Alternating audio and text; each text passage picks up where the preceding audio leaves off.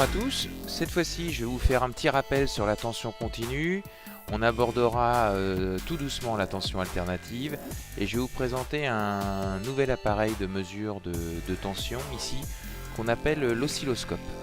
Allez, c'est parti. Alors voici un oscilloscope. Donc nous allons nous en servir pour mesurer la tension. L'année dernière en quatrième on utilisait le voltmètre qui nous affichait une tension.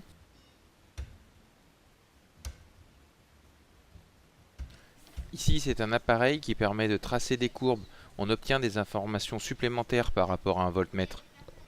Alors pour le mettre en route, on appuie sur le petit bouton carré.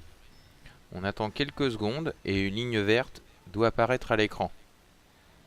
La voici. Ensuite, vous actionnez une tige qui a 3 positions. La position basse permet de régler l'appareil. La position du milieu permet de réaliser une mesure. Et la position haute, on ne l'utilisera pas cette année. Donc on commence par se placer en position basse. C'est un appareil qu'il faut régler à chaque démarrage. Après, vous prenez ce bouton jaune qui permet de monter ou descendre la courbe et le bouton rouge qui permet d'aller à gauche ou à droite. L'appareil est réglé quand le trait vert est en plein milieu de l'écran. Donc on ajuste avec le petit bouton jaune et le petit bouton rouge. Voilà, c'est fait. Alors avant de réaliser notre première mesure, je vous présente ce dipôle, la LED, qui s'allume que si le courant va dans le sens de la flèche, ici en vert. Si vous la branchez à l'envers, elle ne s'allume pas, elle se comporte comme un interrupteur ouvert. Voici la démonstration.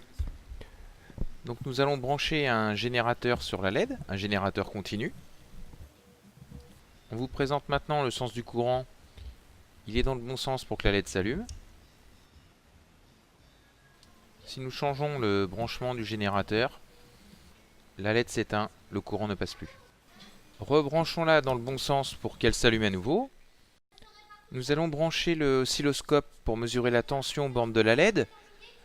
Donc la borne noire sur le fil noir et la borne jaune sur le fil rouge. Alors maintenant, ce qui est très important, c'est de passer en mode mesure. Pour ça, il faut mettre la tige sur la position du milieu. Alors la courbe n'est plus visible, elle est sortie de l'écran. Donc on va faire un réglage avec le gros bouton jaune qu'on appelle la sensibilité. Donc le but c'est de ramener la courbe dans l'écran et le réglage est optimal quand la courbe est la plus haute possible sans sortir de l'écran comme ici. Alors vous observez ici que par rapport au centre de l'écran, la courbe est montée de 3 divisions. Ensuite, allons voir de plus près le réglage de la sensibilité. Vous voyez que le curseur est réglé sur 2 volts par division. C'est-à-dire qu'à chaque fois que vous montez d'une division, vous montez de 2 volts. Donc 3 x 2, 6 volts.